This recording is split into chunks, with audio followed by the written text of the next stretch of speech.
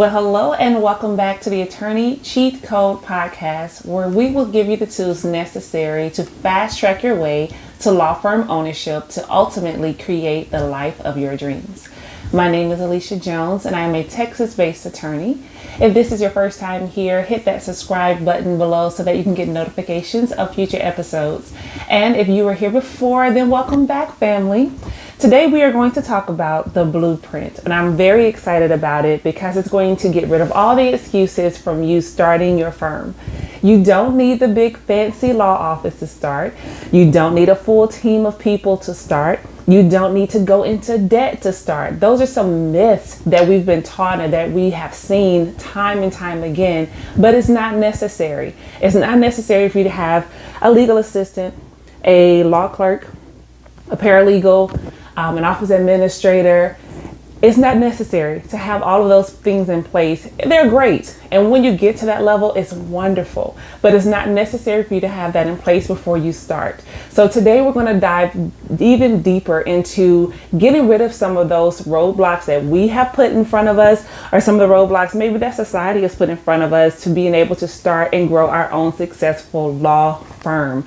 So we're going to talk about 4 main components that are really non-negotiable. There are some things you do need to have in place. There are some considerations that you should take before you dive in or before you take your first client. But these things are going to make sure that your bar card is secure.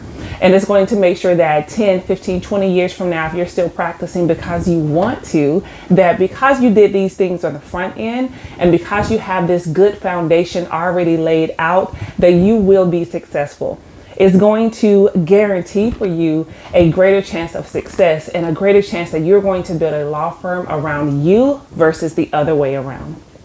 So, as always, I have my notes in front of me, so let's get started.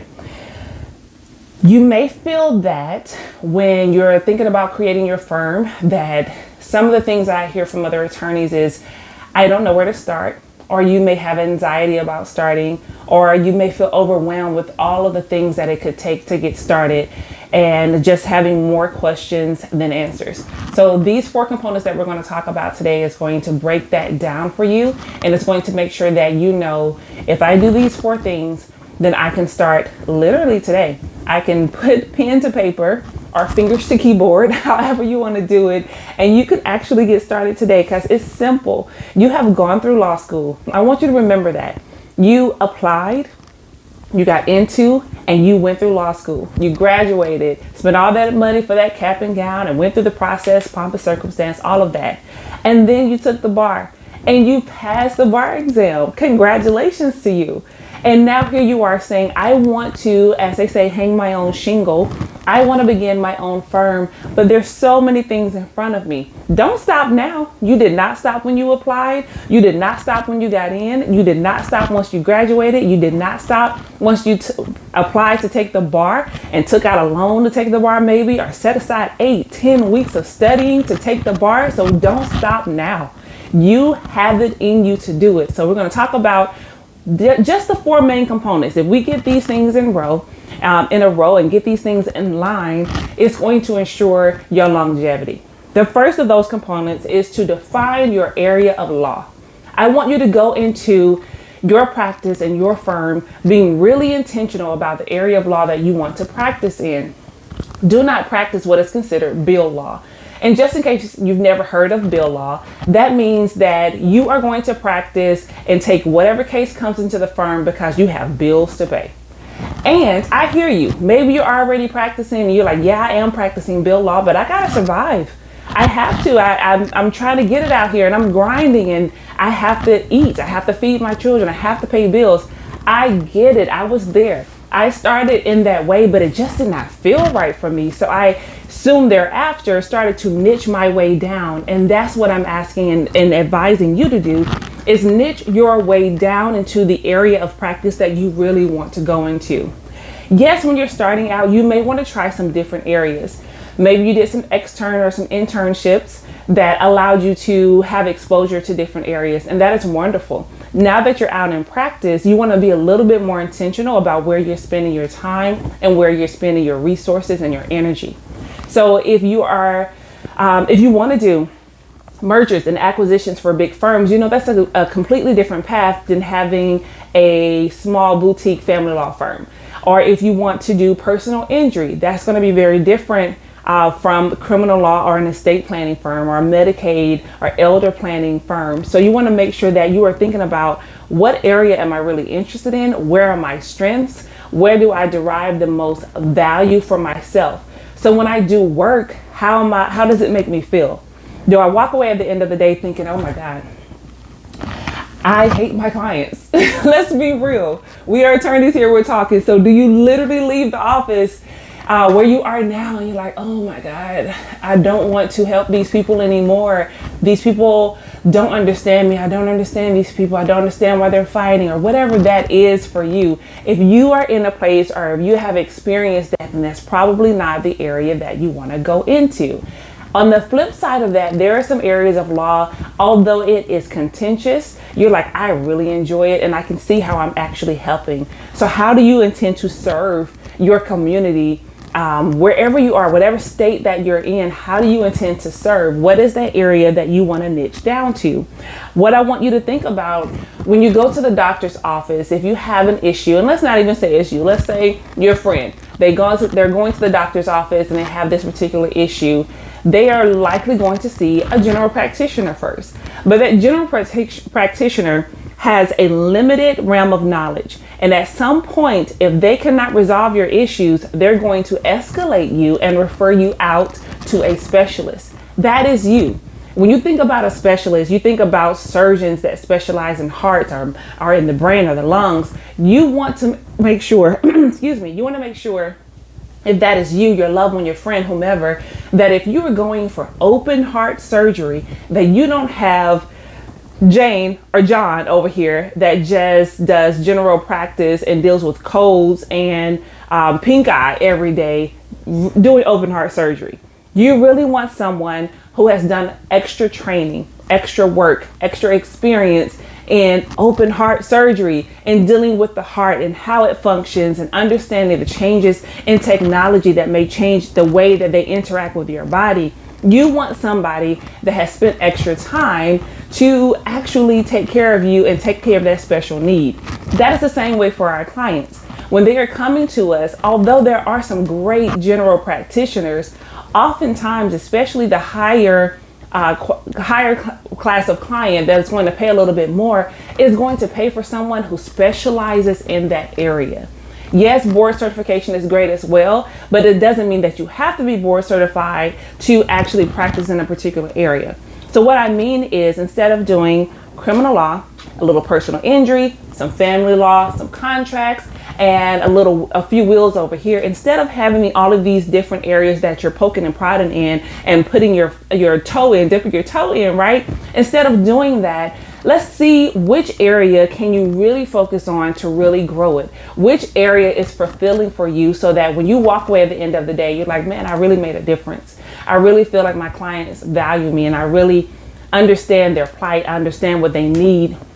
Something for you that you can go to sleep at night. I'm not saying it's not going to be stressful, because as long as you're an attorney and as long as you are dealing with human beings, it will be stressful, but it also needs to be rewarding. So as you niche down, you're not just doing that for your clients, but you're doing it for you. You're making sure that your life is in conjunction with your clients. You're making sure that 10, 15, 20 years from now, if you want to continue to practice law, that you can, because you're not burned out because of the way that you set up your firm. The other thing I want you to think about is your skills and matching that with the market demand. So yes, you want to make sure that you are operating in your sweet spot. So what are you good at? What's fulfilling for you? And pay attention to the market. So for instance, if we think about personal injury, I'm in Texas and personal injury is huge right now. And I want to say it has a few decades where it'll be booming. And then after that, then it kind of goes down, right? So for personal injury right now, if you enter into that field, you are competing with some big firms here in Texas, because every billboard, 9 out of 10 billboards in Texas, if you look around, it is a personal injury firm, and they are very gimmicky now. No shade to anybody, you do you, but they're very gimmicky. Some have been a little raunchy, but you have people that are putting in thousands upon thousands upon thousands of dollars because they know that the money is there for personal injury. And you can still enter that field and do some research on how to do it in a way that sets you apart from all of those big firms that are shelling out hundreds of thousands of dollars a month to make sure that they have billboards and ads and commercials and things of that nature to make sure that you can be seen, because your clients have to find you. So if you do the market research and you think about your skills, how can you connect the two? And it'll come to you. Just take some time, write that down. So that's your action plan for right now. Right now, while you're listening to this, pause it or step aside or whatever the case may be, and think about what area of law you want to go to. Just take a moment and write that down. Today, take action. Number 2 is a business plan. So our second component that is non-negotiable is a business plan. And no, it's not the traditional 10, 15, 20 page business plan, because it's a new age, it's a new day, right? You don't have to put that much work into it, especially with the use of AI and other technology that's available to you. Put together a 1-page business plan. Why, you ask? I'm glad you asked that. Put that together because you need to know where you're going. You need to know what goals you're setting and then be able to set a plan to get there. How do you know if you've reached your financial goal if you don't actually set one? How do you know if your firm is growing in the way that you want it to if you don't have a goal set that you can monitor that?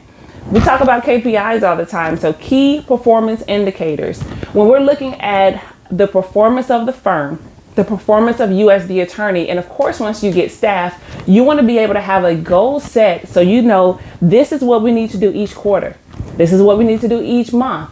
This is what we need to do each week, each day, each hour. You can really narrow it down and really focus in on what do I need to do today to reach my goal 10 years from now.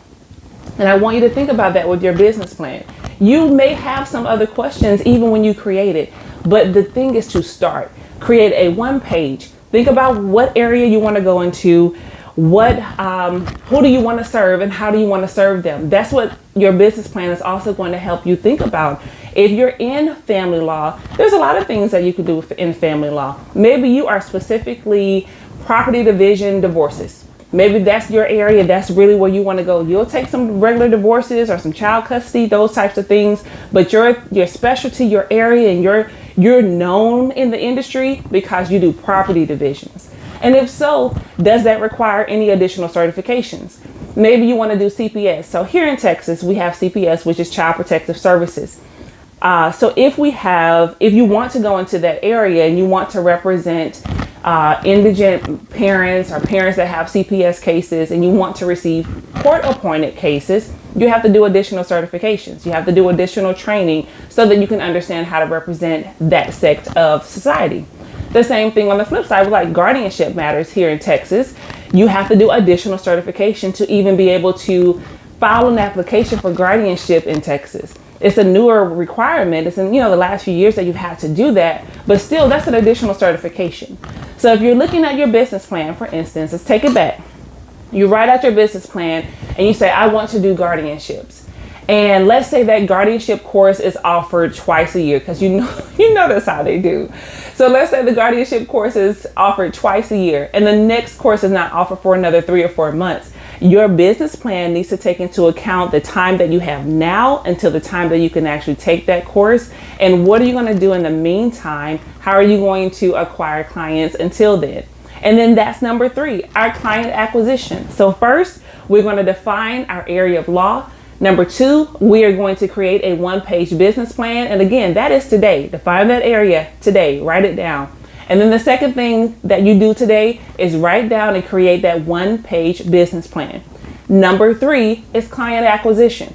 How are you going to find your ideal client? Where is your ideal client? How are you going to make sure that your ideal client know that you exist? How are you going to make sure that they know that you are the person to go to for that particular need that they have? So you want to think about that. Think about the network that you already have. If you have a LinkedIn, or if you don't, let me say this, pause. If you don't have a LinkedIn profile, create one today. That is your third piece of homework. create a LinkedIn profile and make sure that it is professional and make sure that it very clearly communicates your area of law. Even if you're not in the area right now, there's maybe some that are working in corporate, but they really want to do probate law on their own. Put that on there. Start talking about probate so that people start to associate you, your name, your firm, your title with that particular area of law that you really want to practice. And if you think about it, if you do have a LinkedIn profile, there's a network right there. There are judges, attorneys, other legal professionals, other non-legal professionals that you have access to right there in your network. Start where you already are, and that takes $0 to send messages out, especially if it's a new area or maybe it's just a reminder. Hi Lisa, this is a reminder that I am offering services in X area of law. I would love the opportunity to assist you or your loved ones should they need the assistance. Here's my number. Book a free call, book a strategy call, whatever it is. Make yourself known. I think that we take it for granted because we're attorneys. We're like, everyone knows an attorney. So, they know me, they know what I practice, or they have an attorney. They have an attorney they can call. Most people do. But I think that's a farce. I think, again, because we are attorneys and we associate with each other all the time, we take for granted that attorneys are a dime a dozen or that everyone has access to an attorney. And that is absolutely not true. There is someone in the community right now that is looking for you for the services that you offer in the way that you offer them. Don't forget that you offer services in a unique way. So leverage your community, leverage your network through LinkedIn. The other way to leverage is social media platforms. Oftentimes people use them to talk about themselves or to show their outfits or whatever. But if you're building a firm, why wouldn't you use your social media platform to make that known to the world? Why wouldn't you let uncles, cousins, friends, church members, pastors, exes, whomever, why wouldn't you let all of these people know that, hey, yes, I have wonderful pictures. Yes, here's my outfit for today. And here's my firm. Here are the services that I offer. Because if you think about it, social media should be a tool. And I first heard David Shan say this, and he was just talking about social media and the platforms, the Instagram, the Twitter, the LinkedIn, the Facebook, TikTok. All of these are tools at your disposal to be used to advance your firm. That's what they should be used for. Again, you can still send the pictures, post about your weekend at Six Flags, all the things. And at the end of the day, if that is not making you money, if it is not helping you grow your firm, is it really where you should be spending your time? Maybe it is. Maybe it is. But I would say it's not. I would say that there's a better way to use those free tools to really leverage the access that you have to that pre-made audience that's sitting right there. They already come to you. They're already checking your page for whatever reason. Let them know of the services that you are providing or that you will provide. The other thing is, if you already have a website, optimize that website for Google. Optimize and make sure that you have a Google business page.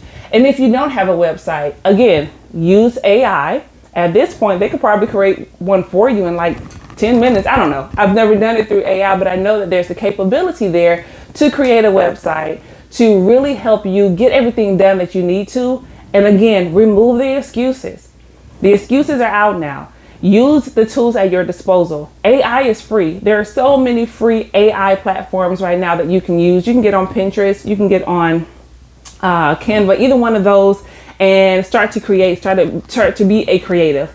But as far as like understanding which ones, you can get on YouTube and search which platforms can I create a free website. And I'm sure there's going to be someone on there with a tutorial letting you know, use this, do this, say this, put this prompt in, website, boom. Then you want to optimize with your Google business page to make sure that once you put it out there into the world that, hey, I am offering this service. Hey, I'm practicing in this area of law. Now people can actually find you. Now they have a phone number. Now they have a website to connect you with what you said on LinkedIn or with you and what you said on Instagram. And it really does add value to the client or the potential client when they can see that you have, oh, okay, this is a very nice website. Then it really goes along with her social media, or it really does match what he says on Facebook and LinkedIn. I really like how he's presenting himself to the world.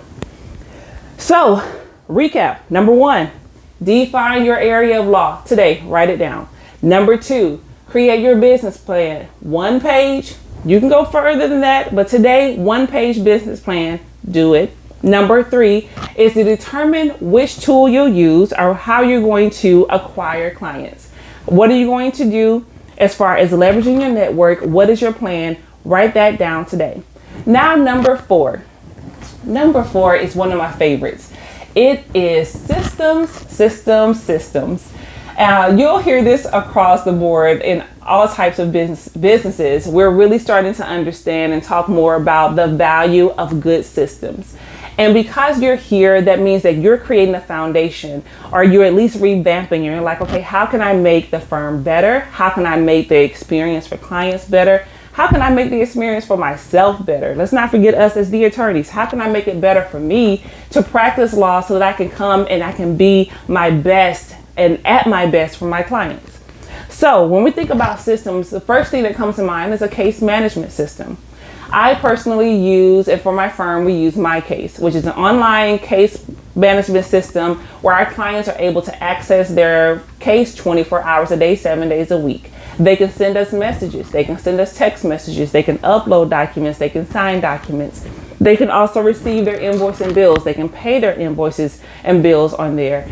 We can upload contracts and things for them to sign. Even potential clients, there's a whole section of the dashboard that is dedicated to potential clients and really working those relationships and making sure that we can communicate with potential clients. So MyCase, I want to say one of their biggest competitors, of course, is like Clio and Lawmatics, either one of them. And yes, there is a cost associated with it, but in that business plan, you should talk about that case management system. Which one works for your system? Which one works for you? Which one is more user friendly? I will say, because I have experience with MyCase and I've been on there for at least about 5-6 years, if not more. So because of that, I know how MyCase has been operating, and it does integrate with other apps like MailChimp, Outlook, those types of things. But one of the good things about MyCase is that if I am operating in the system and I notice that there is a function that is missing that I would really appreciate, that I could really use, I will send MyCase a message. And not just me, not that I'm the special one, but their users, we can send them a message and say, I would really appreciate if I had X function because it does this and it would make this easier.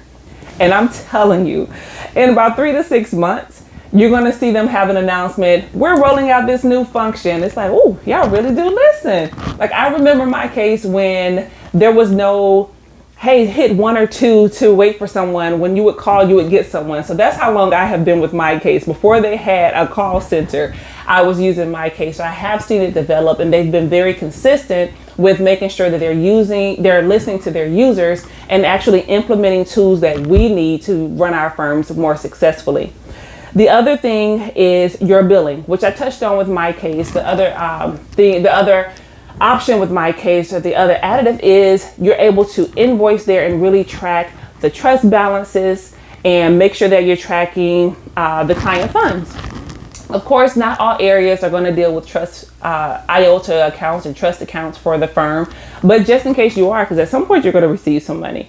So even if it's for you, let's say you do flat rate billing, you're like, I don't really need to send invoices because I'm just going to quote a flat rate, and what I do is what I do. That's great. That's all good and fine.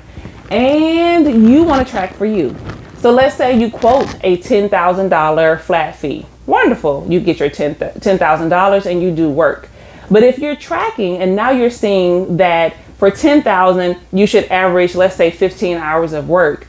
But on average, you're actually doing about 20 to 25 hours of work for $10,000, then now you're losing money. But you would not know that but for tracking your time and tracking it accurately and going back to look at those reports. So that's something to keep in mind when you're thinking about your case management system and your billing system, is being able to track it, even if you're not sending it out to clients, but being able to track your time and track the progress of the case to ensure that you are properly assessing fees for yourself and for your team. The third component I want you to consider when we're thinking about our systems is our storage. How are you storing your case files? And that is electronic storage, and there's also physical storage. I am a green firm, so when someone brings in original documents to me, because I do handle wills and probate, things of that nature, when they bring it to me, I am sending it directly to the court because the court needs the original will. Outside of that, I'm not keeping original documents. Client, thank you so much for bringing these in. Have a seat right here. We're going to scan these and give them right back to you. That is my policy because I don't want to deal with paper. I hate having to print out paper. I hate having to take binders worth of paper to the court when I could have given the judge the same thing electronically. But I'm not going to get on my soapbox. But for you, maybe you want to have documents in the office. Maybe you do want to have a file cabinet and actually have paper. That's your jam. Do it. But you need to have a system in place. How are those files stored? The worst thing that could happen is, in my case, let's say someone brings in an original will, and it's an older will, from 1954, and they bring in this will, and because I don't have a system in place, it gets left on the desk. And now the cleaning people come in and they're spraying Windex all over everything, and that original will gets messed up. Or I'm working and I spill my coffee on that original will because it's just sitting on my desk. I don't have a system in place to make sure that files are properly stored and properly put away in the office to make sure that they are in safekeeping. Same thing electronically. Are you using a cloud-based storage with backup? Are you using something like Dropbox or OneDrive or Google so that you are also HIPAA compliant? When you have access and you are keeping clients' personal information, and as you know, we get phone numbers, birthdays, social security numbers, social security cards, medical records, especially for personal injury firms. How are you setting up your files to ensure that you are being compliant with all of the HIPAA and privacy laws? You want to think about those things, and that is also something to put into your business plan. But that is also a non-negotiable. That is a system that you have to have in place. How do we save our electronic files? Where are they backed up? How do we save our physical files, and how are they locked up? The last thing when we think about systems is scheduling. How is your client going to schedule with you? Do you want them to call you and you guys go back and forth? It'll look something like, okay, I have a 2 o'clock on Thursday. Oh, 2 o'clock doesn't work for me. What about 3? Oh no, I have a 3 o'clock hearing. What about Friday at 10? Oh, Friday at 10, I have a doctor's appointment. What about 11? Oh, well, 11, I will be out because I have training. Instead of that, instead of the back and forth, get an online scheduling system. Schedulosity, I think, maybe one. Calendly is one. Acuity might be one. But just choose one. Just go online, do a little research, and make sure that that is a system that you have in place. So now a client can call you and say, hey, I'd like to make an appointment. You can say, great, let me send you the link so that you can schedule at your convenience. You put in your time of when you're available. And now client goes in with the knowledge that, oh, I have a doctor's appointment here and I have here, but my time fits here. Now, instead of the back and forth, instead of taking you from drafting or working on marketing or networking, instead of taking you away from that, now client can go online and schedule for a time that is convenient for both of you because you've already made your time known. And now they schedule a time that is also convenient for them. But without a system in place, now you have clients calling you trying to get on your calendar. And of course, we start out like that. When I started out, I did not have online scheduling. I did not have a virtual assistant. I didn't have a regular assistant. So if I am in court and my phone is ringing, if I'm not in front of the judge, I'm running out to try to answer the phone because I don't want to miss this call because it might be some money, right? But I don't want to do that. And I don't want you to have to do that. So create a system for clients to schedule with you. Maybe it's not that. Maybe you have another idea, and please shoot me a message if you do. I'd love to be able to share that with everyone. If you have worked out a different system that does not involve online scheduling and it's working for you, or something that you want to try, let me know. Send me a message, put it in the chat so we can discuss it. This is a community. We're going to work together to build each other up because there's enough out here for all of us to be successful. So number 4 is your systems. So today, choose which technology, which tool you're going to use for one of these, whether it's case management, billing, storage, or whether it is your scheduling. Go ahead and choose today which one you're going to use and write that down. You have a little homework because we are moving the excuses out of the way so that we can start our firm. There are some myths that tell us you need a lot of money to start, that you need to go into debt to start, that you need to have a lot of experience to start. And to that I say, you went to law school. You did internships and externships. You did a lot of training in law school. And once you got out, you continued to study and you studied and passed the bar. You have experience. You may not have in the court experience. You may not have trial experience, but you have experience that you can leverage to go ahead and start your firm. And it may be a good idea if you feel that there are some cases coming in that may be a bit above your experience level and you're just not comfortable taking those. Associate with a different attorney, associate with an attorney that does have more experience, sit second chair on that case. I'm sure they would love to be able to mentor you through that process. And now you're able to see how they work up that same type of case so that when that second call comes in, now you can say, oh yeah, I just handled one of those. We just had a jury trial, 5-day jury trial. And I was deeply involved and we prepared the trial notebooks. We handled voir dire. We, did the pattern jury, the jury charges, we did the whole shebang, pre-trial, motions in limine, throw out the words that clients like to hear, right? But make sure that you are removing the excuses from being able to move forward with your firm. So I will leave you with this thought that every successful attorney started without money, without clients, without revenue. And let me retract that. Maybe not without money, but without clients, without revenue, and with uncertainty. So that is something that we all have in common. When we are starting, when we are beginning, unless you're handed a firm, which if you were handed a firm, you're probably not listening to this podcast. But for most of us, the vast majority of us, we are first generation attorneys and we are getting it out of the mud. So if you are like me, then you are starting with zero revenue, zero clients, and a lot of uncertainty. But we have done away with the myths. We have done away with the roadblocks. And today we can get started.